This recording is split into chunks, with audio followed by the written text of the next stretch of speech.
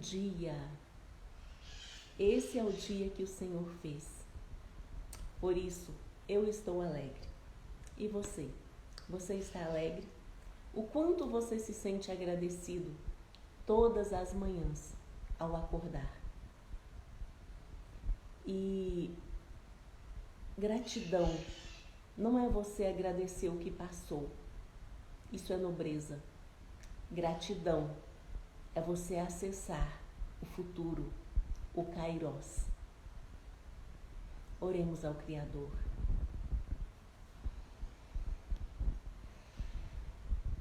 Pai querido, muito obrigado por mais esse dia na Tua presença. Muito obrigado, Deus, porque o Senhor é bom e a Sua misericórdia dura para sempre. A Sua misericórdia, ela se estende de geração em geração. Não podemos, Deus, atribuir culpa ao Senhor, porque Tu és o Deus Todo-Poderoso, o Criador de todas as coisas. Os céus é o Seu trono e a terra o Senhor deu para que os filhos do homem governem. E se nós não soubemos governar, se nós não governamos da forma correta, da forma que o Senhor quer, nós não podemos atribuir culpa ao Senhor. Precisamos aprender, Pai, a assumir as nossas responsabilidades. Ó Deus, que nós venhamos nos arrepender. O Seu reino é chegado entre nós, e quando o Seu reino chega entre nós, a primeira coisa que nós fazemos é nos arrepender. Arrepender das más obras, arrepender das atitudes, arrepender dos sentimentos, dos pensamentos que nos afasta da vida abundante que o Senhor tem para nós. Espírito Santo, constrange o nosso coração todas as manhãs a nos arrependermos. Arrependermos do pecado e nos achegarmos a Ti. Espírito Santo, eu oro por aqueles que me ouvirem agora aqui no Instagram, depois, aqueles que me ouviram no YouTube. Atrai o coração deles a Ti e que eles venham a se arrepender, mudar de rota, que eles venham se levantar. Eu ministro sobre os que me ouvirem coragem, ousadia, intrepidez, para se levantarem e se posicionarem naquilo que o Senhor tem nos chamado para fazer. Nos dê graça, Pai. Aumenta a nossa fé, porque somente através da fé nós vamos agir em direção ao Seu propósito. Em nome de Jesus. Ruth 4. Boaz casa com Ruth. E Boaz subiu à porta e assentou-se ali. E eis que o remidor de que Boaz tinha falado ia passando, e disse-lhe: Ó fulano, desvia-te para cá e assenta-te aqui. E desviou-se para ali e assentou-se. Então tomou 10 homens dos anciãos da cidade e disse: Assentai-vos aqui. E assentaram-se. Então disse ao remidor: Aquela parte da terra que foi de Elimeleque, nosso irmão, Noemi, que tornou da terra dos Moabitas, a vendeu. E disse eu: Manifestá-lo-ei em teus ouvidos, dizendo: Toma-a diante dos habitantes e diante dos anciãos do meu povo, se há de redimir, redime-a. Se não se houver de redimir, declara-mo para que o saiba, pois outro não há, senão tu, que a redima, e eu depois de ti. Então disse ele: Eu a redimirei. Disse, porém, Boaz: No dia em que o tomares a terra da mão de Noemi, também a tomarás da mão de Ruth, a Moabita, mulher do falecido, para suscitar o nome do falecido sobre a sua herdade. Então disse o remidor: Para mim não a poderei redimir, para que não cause dano à minha herdade. Redime tu a minha remissão para ti, porque eu não a poderei redimir. Havia, pois, já de muito tempo este costume em Israel, quanto à remissão e contrato para confirmar todo o negócio que o homem descalçava, o sapato, e o dava ao seu próximo, e isso era por testemunho em Israel. Disse, pois, o remidor a Boaz: Toma-a para ti, e descalçou o sapato. Então Boaz disse aos anciãos e a todo o povo: sois hoje testemunhas de que a tomei tudo quanto foi de Elimeleque, e de Quilom e de Malom, da mão de Noemi, e de que também tomo por mulher a Rute, a Moabita, que foi mulher de Malom, para suscitar o nome do falecido sobre a sua herdade, para que o nome do falecido não seja desarraigado dentre seus irmãos, e da porta do seu lugar. Disto sois hoje testemunhas. E todo o povo que estava na porta e os anciãos disseram: somos testemunhas. O Senhor faça a esta mulher que entre na tua casa, como a Raquel e como a Leia, e que ambas edificam a casa de Israel, e que te já valorosamente em Efrata, e faze-te nome afamado em Belém. E seja a tua casa como a casa de Pérez, que Tamar teve de Judá, da semente que o Senhor te der desta moça. Rute dá à luz Obed, avô de Davi. Preste atenção nisso aqui. Rute dá à luz Obed, avô de Davi. Assim tomou Boaz a Rute, e ela lhe foi por mulher. E ele entrou a ela, e o Senhor lhe deu conceição, e ela teve um filho. Então as mulheres disseram a Noemi: bendito seja o Senhor, que não deixou hoje de te dar remidor, e seja o seu nome afamado em Israel. Ele te será recriador da alma, e conservará sua velhice, pois sua nora que te ama o teve, e ela te é melhor do que 7 filhos.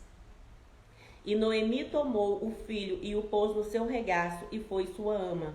E as vizinhas lhe deram um nome, dizendo: a Noemi nasceu um filho, e chamaram o seu nome Obed. Este é o pai de Jessé, pai de Davi. Estas são, pois, as gerações de Pérez. Pérez gerou a Esrom, Esrom gerou a Arão, Arão gerou a Aminadab, Aminadab gerou a Naasson, Naasson gerou a Salmão, Salmão gerou a Boaz, Boaz gerou a Obed, Obed gerou a Jessé, Jessé gerou a Davi.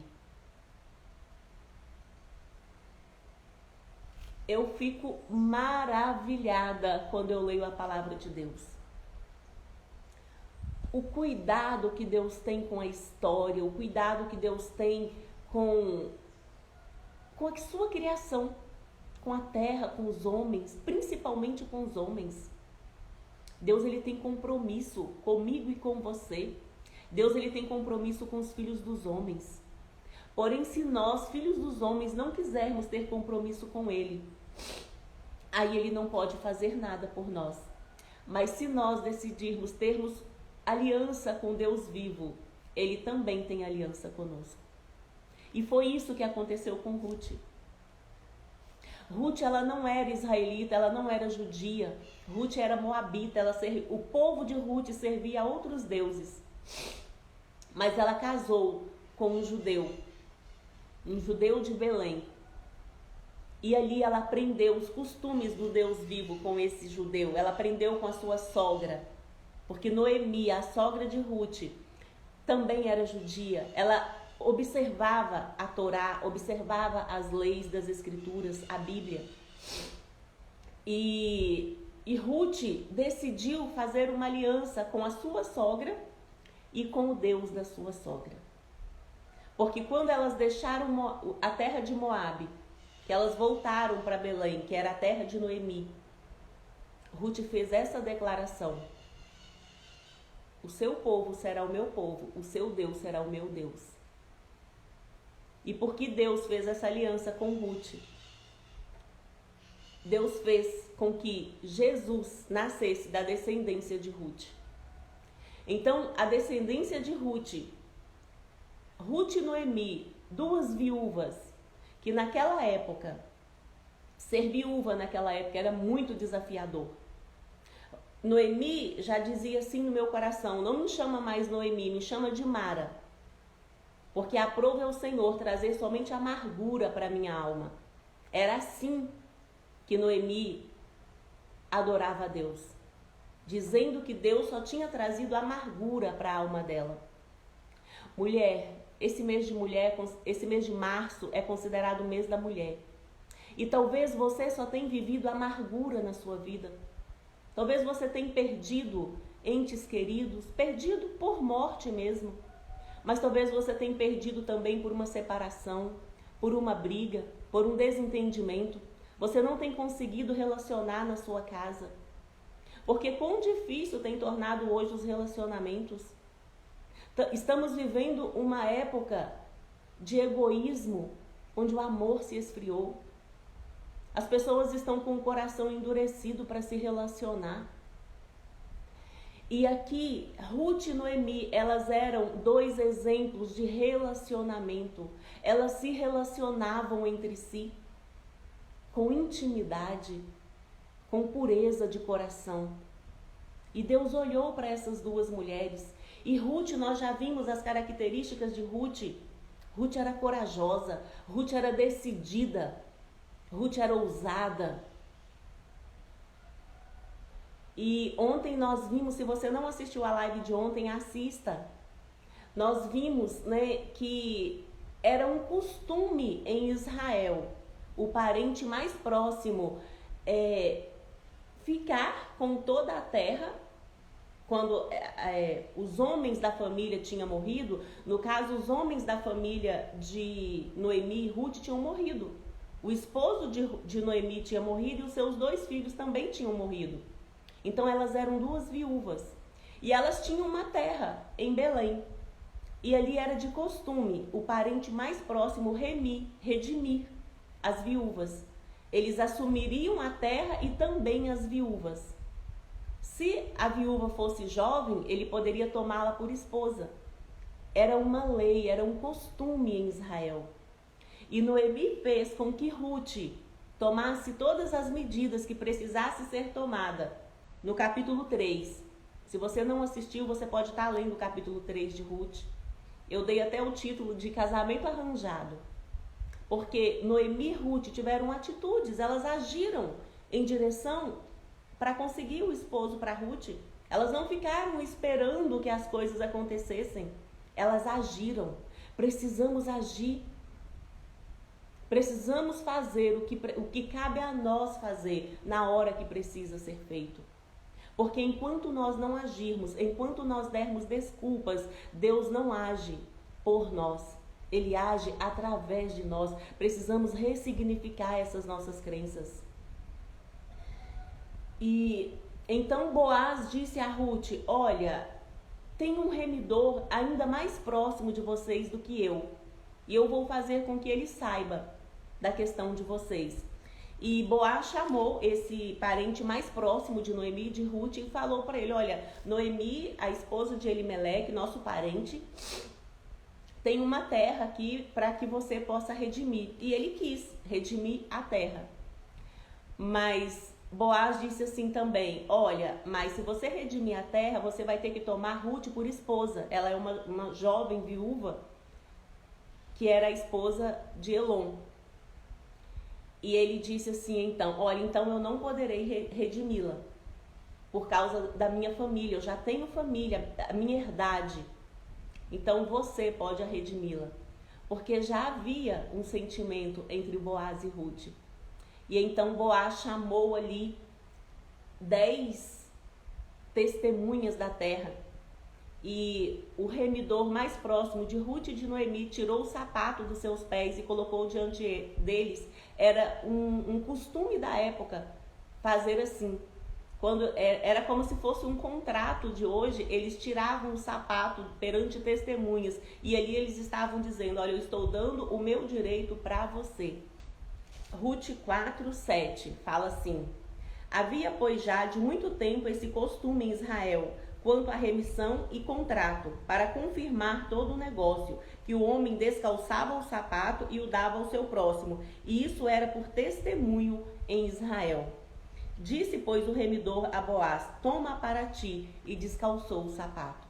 Então, o remidor mais próximo de Ruth e Noemi estava dando esse direito para Boaz.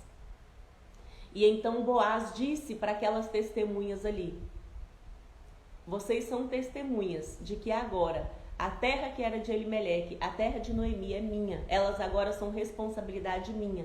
e eu tomarei Rute por esposa. E os homens daquela cidade abençoaram Rute. Quão importante é nós sabermos do poder das nossas palavras. Precisamos aprender com os judeus. Os judeus conhecem a palavra de Deus e os judeus obedecem à palavra de Deus. Há poder nas nossas palavras. Precisamos abençoar. Precisamos dizer palavras que o nosso cérebro entenda. O que eu tenho percebido nas pessoas é que as pessoas hoje não falam palavras que o cérebro entende.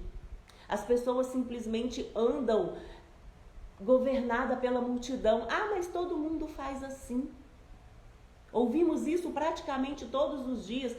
Perguntamos para as pessoas, por que você fez isso? E a pessoa te responde, porque todo mundo faz assim. Quando você faz porque todo mundo faz assim, o seu cérebro não entende por que você está fazendo. Talvez você não alcança o favor de Deus porque você não usa a razão.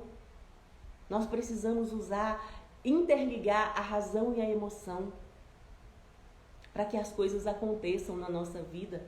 Precisamos falar palavras verdadeiras, palavras proféticas nas nossas vidas, na vida da nossa família. E aqui, olha o que o povo daquela cidade disse em favor de Rute, o que o povo daquela cidade profetizou sobre Rute. E todo o povo que estava na porta e os anciãos disseram, somos testemunhas, o Senhor faça a esta mulher que entre na sua casa como a Raquel e como a Leia, que ambas edificaram a casa de Israel, e a ti já valorosamente em Efrata, e faze-te nome afamado em Belém. E seja sua casa como a casa de Pérez, que Tamar teve de Judá, da semente que o Senhor te der desta moça. Então ali eles já profetizaram um filho com Rute para Boaz. Porque Rute tinha achado graça diante dos olhos daquele povo. Porque Rute era íntegra, Rute era bondosa, Rute era sincera, Rute era trabalhadora, era corajosa. Boaz recebe Rute por esposa e Rute engravida.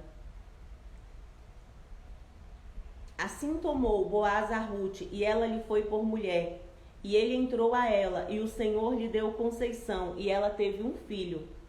Então as mulheres disseram a Noemi, bendito seja o Deus que não deixou hoje de te dar remidor, e seja o seu nome afamado em Israel. Ele te será recriador da alma e conservará a tua velhice, pois tua nora que te ama e o teve, ela te é melhor do que 7 filhos. E Noemi tomou o filho e pôs em seu regaço e foi a sua ama. E as vizinhas lhe deram um nome, dizendo, a Noemi nasceu um filho, e chamaram o seu nome Obed. Este foi o pai de Jessé, o pai de Davi. Davi, Jesus, a Bíblia diz que Jesus nasceria da descendência de Davi. E Davi foi descendente de Rute. Rute era avó de Davi. Vamos ver se é isso mesmo? Obed, este é o pai de Jessé, que é o pai de Davi. Então, Obed era o filho de Rute, que teve Jessé. Então, Jessé era o neto de Rute. Davi era o bisneto de Rute e o tataraneto de Noemi. Daqui nasceu Jesus, o Salvador do mundo. Então essas duas mulheres, que aos nossos olhos teriam a sua história acabada, porque eram duas viúvas, uma jovem que teria que cuidar de uma velha. Podemos olhar com esses olhos, mas Rute não olhou com esses olhos. Rute olhou para Noemi como uma mãe, ela amou Noemi, ela respeitou Noemi, porque Noemi ensinou para Rute princípios cristãos, princípio do Deus de Israel. Rute fez uma aliança com Deus de Israel, e quando temos uma aliança com Deus de Israel, o Deus de Israel nos ensina a honrar os nossos, honrar nossa casa, nossa família. E por causa dessa atitude de Rute, porque ela foi benevolente com seu esposo, ela era uma boa esposa, ela era uma mulher sábia que edificava a sua casa. Ela foi benevolente, ela foi benigna, bondosa com a sua sogra. A sua fama correu entre Belém. Quando ela chegou em Belém, ela era estrangeira na terra de Belém, porque ela era moabita. Ali ela foi logo procurar um trabalho para sustentar a ela e a sua sogra. Ela não ficou murmurando, ela não ficou pedindo, mas ela foi trabalhar. O trabalho enobrece o homem. Que aprendamos a fazer com as nossas mãos aquilo que nós precisamos fazer. Que não comamos o pão da preguiça, mas que sejamos como a mulher de Provérbios 31. Mulher corajosa, que cuidava bem da sua casa, que trabalhava, que sabia remir o seu tempo. E Ruth era assim. Era uma mulher virtuosa. Ela achou graça aos olhos das pessoas. Ela achou graça aos olhos de Boaz. Mulher, precisamos nos desenvolver como pessoa, desenvolver como humano. O humano, ele é a única criatura que tem o poder de se desenvolver, desenvolver o seu intelecto. Como? Aprendendo. Como que eu aprendo? Estudando. E aqui eu não estou falando de estudar numa universidade, eu estou falando de estudar aquilo que você precisa aprender. Comece estudando a palavra de Deus, comece conhecendo a palavra de Deus e a obedecendo. Depois vai buscar conhecimento na área que você deseja atuar. Aquilo que você gosta de fazer, vai aprender a fazer.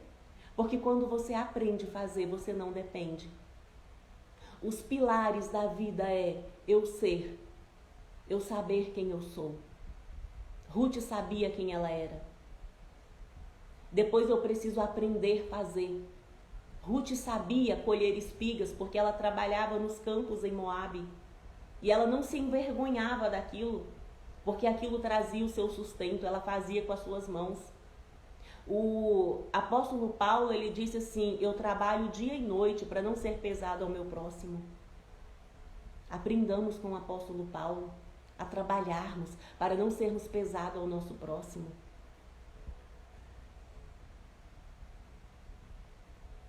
E o terceiro pilar é ter. Porque quando eu sou, quando eu faço, o ter é uma consequência. Porém, as pessoas inverteram essa pirâmide. Primeiro as pessoas querem ter, para fazer, para depois ser. Está tudo errado. Se você for esperar ter, para depois fazer, para depois ser, você nunca vai ser. Talvez nunca vai fazer também. Porque a ordem correta é, primeiro aprenda sobre você, quem você é, busque o autoconhecimento. Você é a imagem e a semelhança do Criador, essa é a única identidade que importa. Nós temos 5 identidades. Nós temos a identidade que o Criador colocou em nós, que é que nós somos a sua imagem, a sua semelhança, essa é a única que importa. Não aceita outra identidade sobre você, a não ser essa. Temos a identidade que os nossos pais colocou em nós. Qual a identidade que o seu pai colocou em você? Identidade de homem e mulher honesto, corajoso, temente a Deus? Ou uma identidade de omisso, de preguiçoso, de irresponsável, de mal pagador, de endividado? Qual a identidade que o seu pai imprimiu em você? Essa identidade, ela vai estar impressa em você, mas você pode ressignificar essa identidade que os seus pais colocaram em você. Se não foi uma identidade que parece com a identidade que o Criador colocou em você, que é de imagem e semelhança dele, para reinar nessa terra. Temos a identidade que o nosso país colocou em nós. O que o nosso país diz que somos. Moramos em um país de terceiro mundo. Em um país de terceiro mundo, nós aprendemos que nós devemos ser empregado do outro. Não aprendemos a ser empreendedor. Hoje está se levantando uma geração empreendedora. Mas a mentalidade da maioria das pessoas é de CLT, é de trabalhar empregado. As pessoas têm medo de trabalhar por conta própria porque não sabem quem são, não aprendem a fazer. Então precisa fazer para o outro. Essa é a identidade que o nosso país imprime em nós. Podemos também ressignificar essa identidade. Temos a identidade que nós mesmos pensamos sobre nós. O que você pensa sobre você? Você é uma mulher como Ruth, como Esther, como a mulher de Provérbios 31, cheia com o Espírito Santo, bondosa, amorosa, misericordiosa, que tem domínio próprio, que tem disciplina, que ajuda o próximo, que ama o próximo como a ti mesmo, que se ama, que se respeita, que se posiciona, que diz não? É essa a identidade que você tem sobre você? Ou você é aquela mulher que não sabe quem você é, que não se valoriza, que se importa com o que o outro diz a seu respeito? Dá para ressignificar essa identidade também, quando nós assumimos a nossa real identidade, que é a identidade que o Criador imprime em nós, de imagem e semelhança dele. E a quinta identidade é a que os outros diz ao nosso respeito. Aqueles que diz ser nossos amigos diz ao nosso respeito. Se aqueles que dizem ser seus amigos diz a seu respeito é aquilo que você acredita, é aquilo que o Criador diz a seu respeito, tá tudo certo. Mas se